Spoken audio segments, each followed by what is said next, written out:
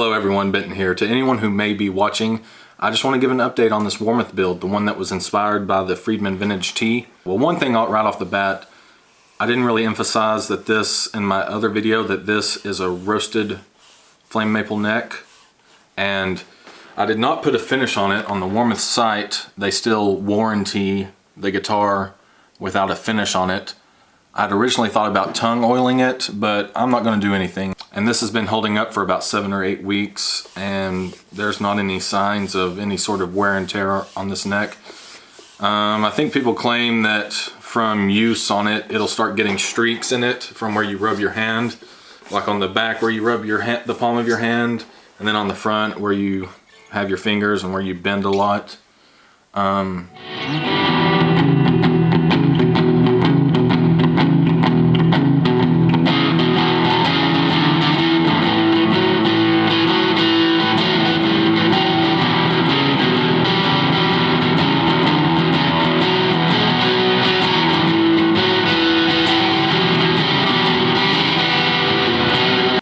Another thing about this guitar, I have not put any string trees on it.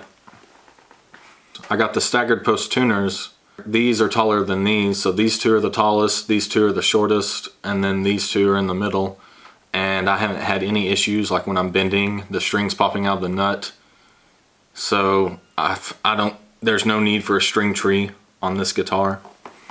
This is a Fatback neck profile.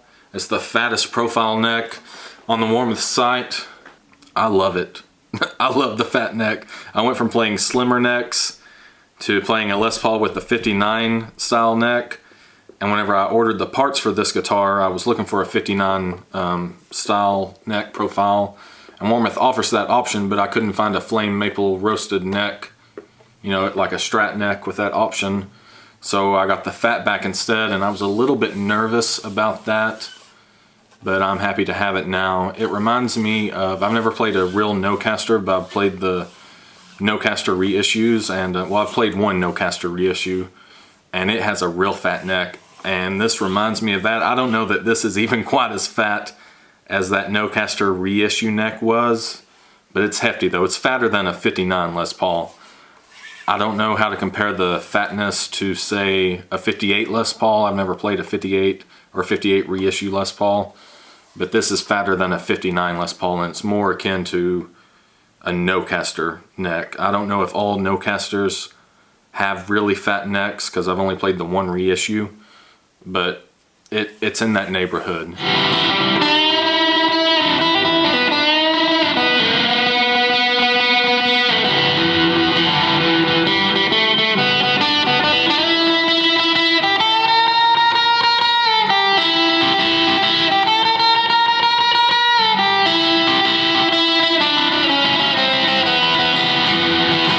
Some other things about this guitar, the pickups have held up well despite me wiring it with the Ethernet cables. Everything's going great electronically.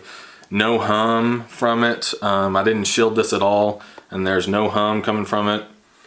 I haven't put on the strap holders.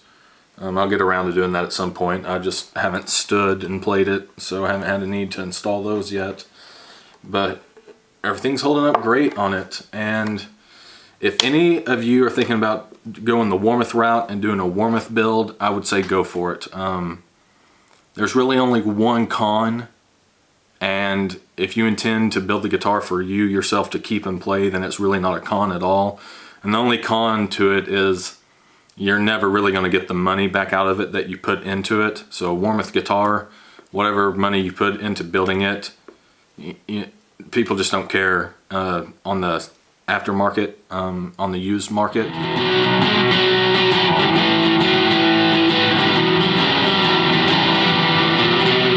So that's really the only con to building a Warmoth guitar.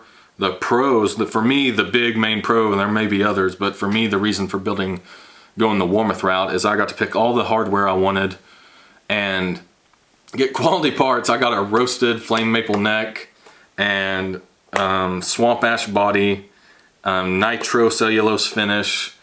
I have Hipshot bridge and tuners, Seymour Duncan pickups, and this was roughly a $1,200 build.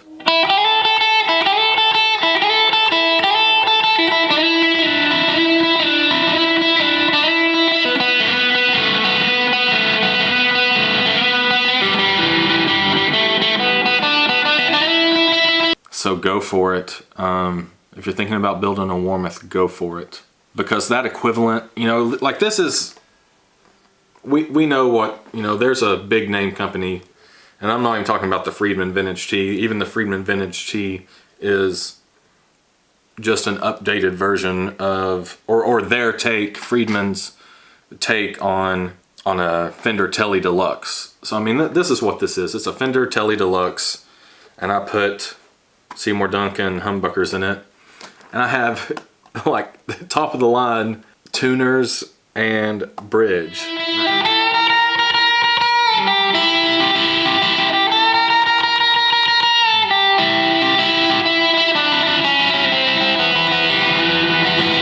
The only thing I can think of that would make this guitar better, arguably, is if I were to put some boutique pickups in this, like some, like a hand-wound pickups, like a bare knuckle pickups, or maybe Freylands, or what's the other one?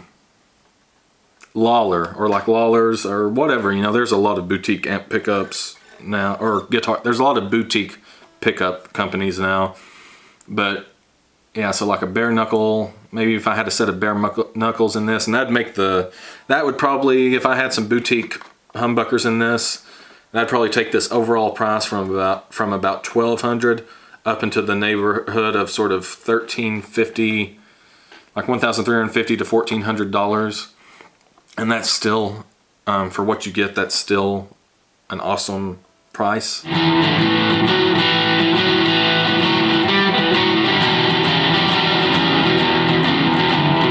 If you're thinking about building a Warmoth, do it. Just do it.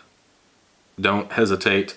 If you want to build one from a player's perspective, or even from an experimental perspective, if you're wanting to build a guitar from either an experimental or a player's perspective, do it. And it doesn't even have to be Warmoth. If you're considering Warmoth, you know, great, awesome quality parts. If you want to go cheaper route with other parts that you have to work on a little bit, do that too. It's worth it. You're not going to get any resale value out of it unless for some weird reason you can get John Mayer to play it and sign it.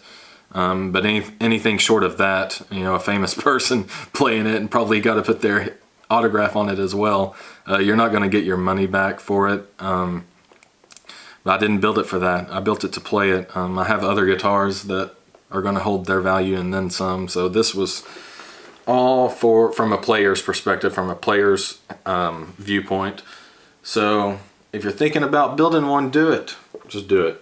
And I'm not endorsed by Warmoth in any way. They have no idea who I am. I'm just I'm a customer who ordered their parts one time. I'm not endorsed by anyone, Hipshot or Warmoth or any of that. I just know that they have quality parts. I know that firsthand. And do it. Get out there and build you a guitar.